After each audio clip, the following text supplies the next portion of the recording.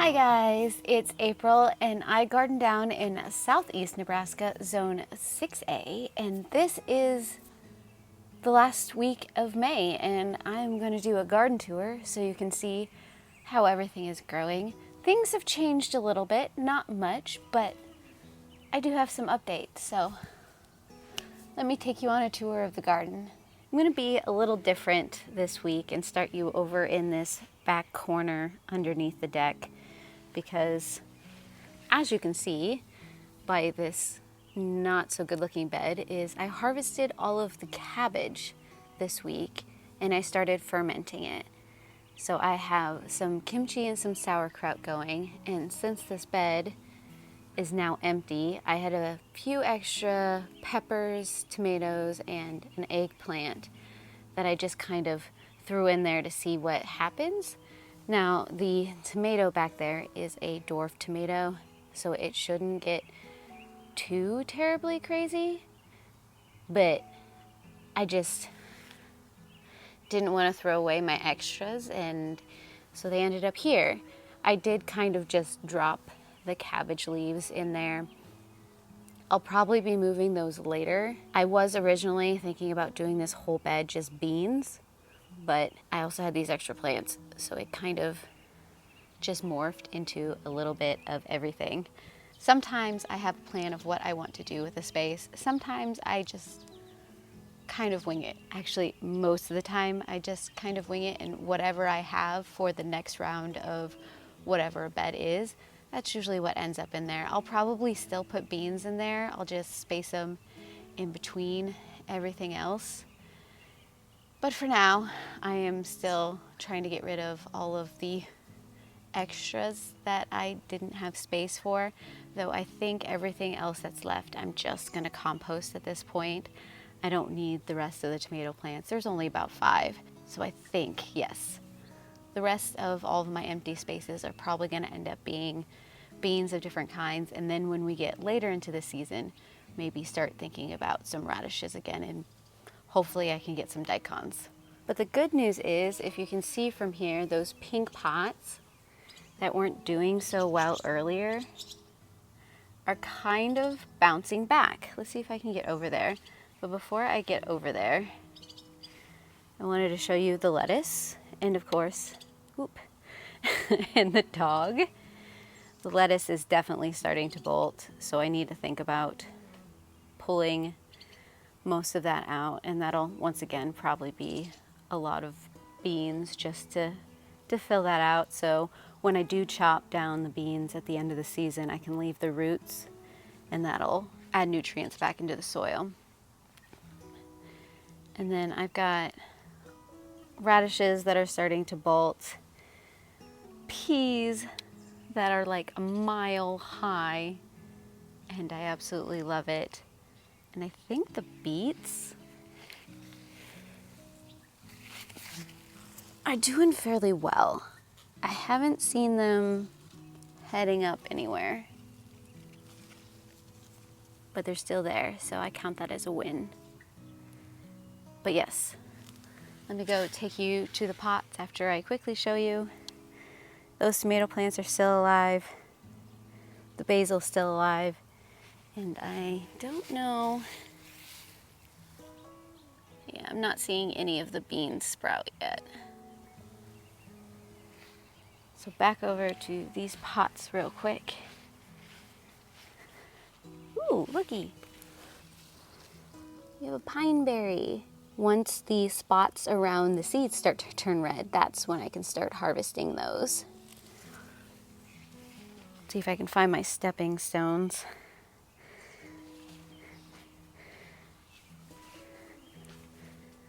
Okay. So this pepper plant is probably going to bounce back.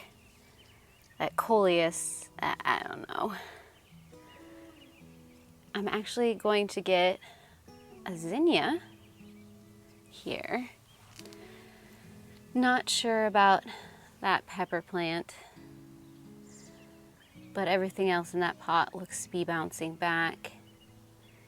And at least one of the stevia over here is looking okay. Those dahlias they didn't have any roots, so I just threw them in the pot. I don't know if they're ever gonna root, but they're there. This is gonna get overwhelmed if all of this stuff does survive, but that's okay. But this spinach and cilantro is still going back here. It is about, normally about 5 to 10 degrees cooler in this back area. I have a thermometer buried in this mess that's keeping track of the temperature back here, and I think that is why a lot of things haven't ever really thrived back here, because it's its own little microclimate. But these guys really, really like it. I'll take you out this way. Got some empty pots. I need to decide what to put in there, so if you have any suggestions, just let me know. Here I have a variety of pumpkin that I planted, so I'm just waiting for that to sprout. The chives and the strawberries are still going well to right over there. I do have a video out of when I tried to plant out all of the squash. I wanted to make it this really cute aesthetic gardening vlog, but I am apparently just not that kind of person. And it started to rain. So it's more of a no talking, slightly ASMR video of me trying to make sure that the camera doesn't get wet and that all of the squashes get planted. But they got planted out. That was, I believe, last weekend when I did all of that.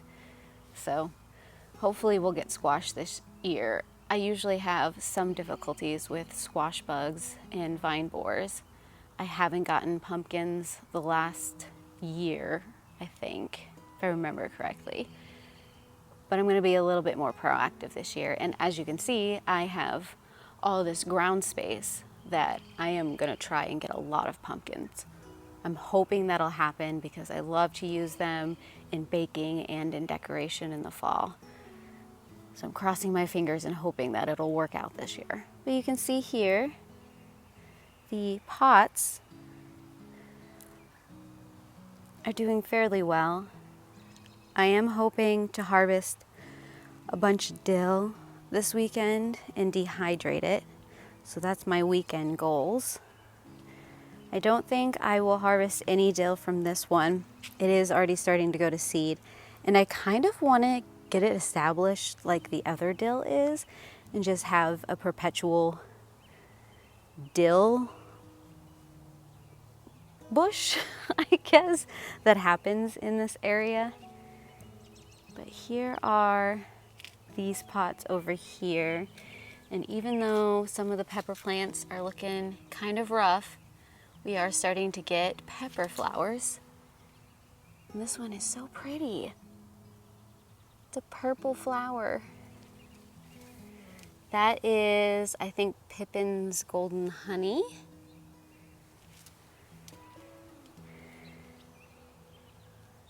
And I'm going to take you over to the beds. So this is the carrot beds. The carrots are coming along. They're going slowly, which they normally do.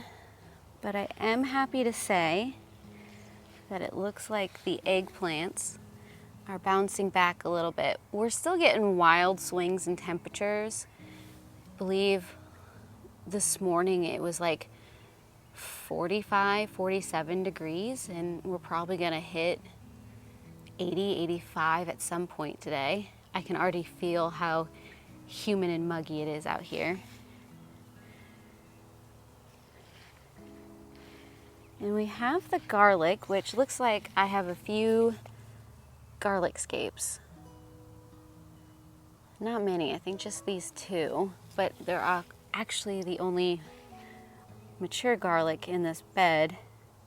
The rest of them I think are gonna come in later in this season. There might be some more in the other garlic section, which you haven't seen yet, but I can see from here that there is. But before we get there, I threw in the zucchini. It probably wasn't a smart idea, but something had chewed up my nasturtium that I had planted there. So I'm like, okay, I'll just put a zucchini and see what happens. So there is a zucchini next to the marigold. Maybe that'll help a little bit with the bugs. It's an experiment for the year. These guys are definitely starting to bounce back. You can see right back there where I've got new shoots starting to form where these guys were a little bit mangled. So I'm very hopeful. This guy, however, I think I need to do some serious pruning on again, but it's still alive. So that's good, especially since I think that's the Midnight Roma. Yeah, that's the Midnight Roma. And I do really love those tomatoes because they've got those purple shoulders that I love. And here's that other garlic. It's surrounded by onions. But yeah, it looks like we've got some scapes forming here. So I'll just come through and I'll chop those off. And I'll make some garlic, not pesto, but just some minced garlic shoots and use it in place of garlic, which is good because I just used up the last of last year's garlic. I do want to show this off real quick because we are kind of proud of it right now, but we have started to put together the trellis system for this back fence. You can see the kiwi already on it right now. And once these grapes start to sprout up, we will definitely be trellising them on this, but we aren't quite finished yet. As you can see, we have a few spots that we need to finish up this weekend, but I do believe that we have a second grape plant that is about to, see if I can focus, open up some leaves. And I do believe that's the same variety as the other one that's already open. Yeah, it's the Resilience. So just imagine all of this area just covered in green and fruit. And I can't wait for that, because I love the way the grape looks once it really gets into itself. Or the kiwi, not the grapes, that's a kiwi. As you can see, the one kiwi is just huge at this point. But here we have the first indeterminate bed of tomatoes. I need to start thinking about coming through and trimming these guys down, getting all the suckers off.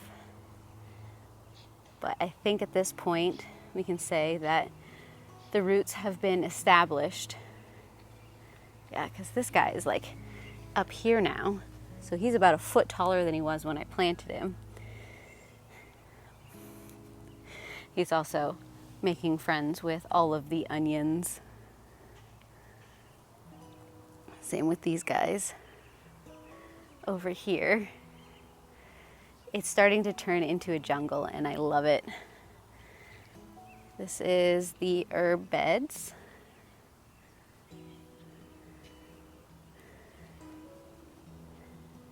I've got, of course, the fountain. Not very exciting yet. I'm still waiting for some of the zinnias to sprout, but we'll see. Oh, I think we've got some.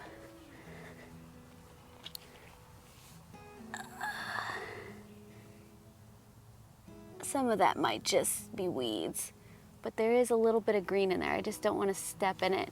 There's like one right there. And then it's kind of back there.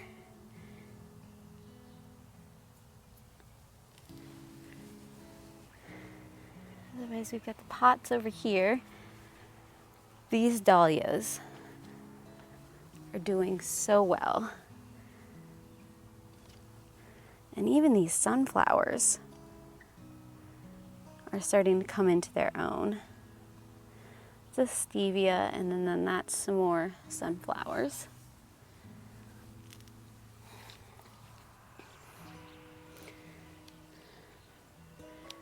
This is the last of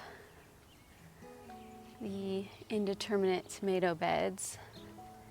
Got that one over there. And these guys right here next to the additional herbs. Honestly, there's not a whole lot of new things to show you over here. It's just things have shot up several inches, which is good.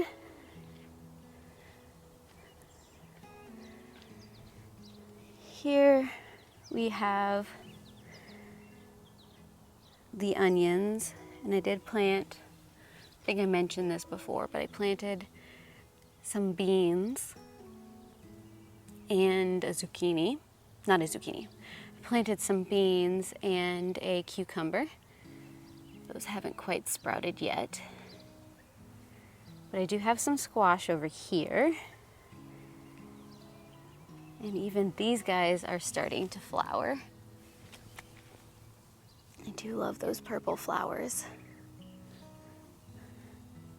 And that is another squash. I had a violet sparkle right there, and it got snapped in the wind. So I just decided that maybe we'll put something else there. Now some of the leaves still don't really look the best on these guys, but I think they're starting to grow out of everything that's going on. I did mention that we are getting some rapid swings in temperature, which is why I'm surprised that the peppers are doing as well as they are. They're not doing fantastic. I won't lie about that, but they're doing better than they could be doing. They don't like the cold, so I'm surprised that I'm even seeing some new shoots on all of these pepper plants. I'm happy, because there was a while there that I was afraid I wasn't gonna get any peppers this year and I'd have to supplement with a farmer's market. I think once June hits and the temperatures stay consistently over 50 degrees, especially at night, these guys are just gonna take off, and I can trim off anything that just doesn't look nice that's hindering the plants. But I want these guys to get established, so I'm trying not to trim too much off right now. But from this bed, I'll take you over here, where we can definitely see that the bunching onion is taking off like crazy. I have harvested quite a few of them at this point.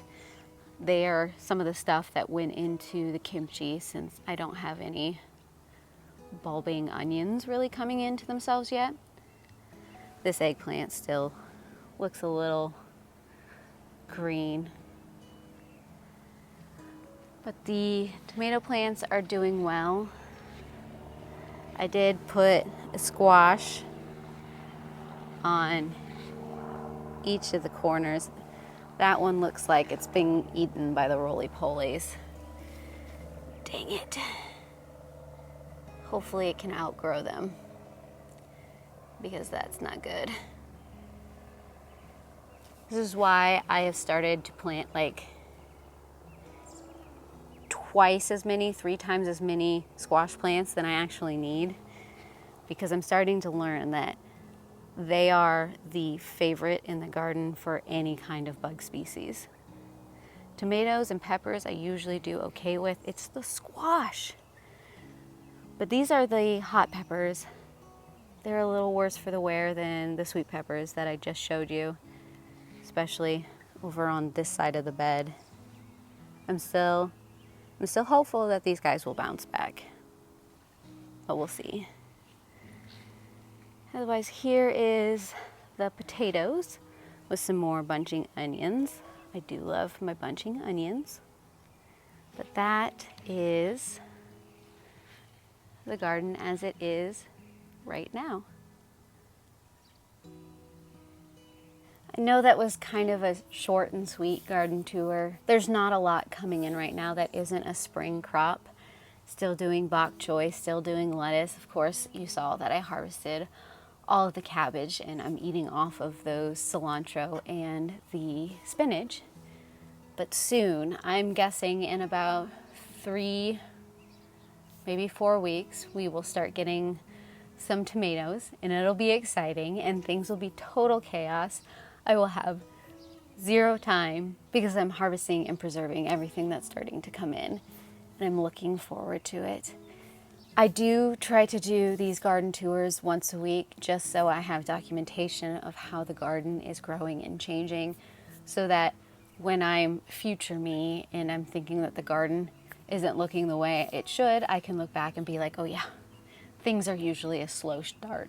This is pretty much just my archive.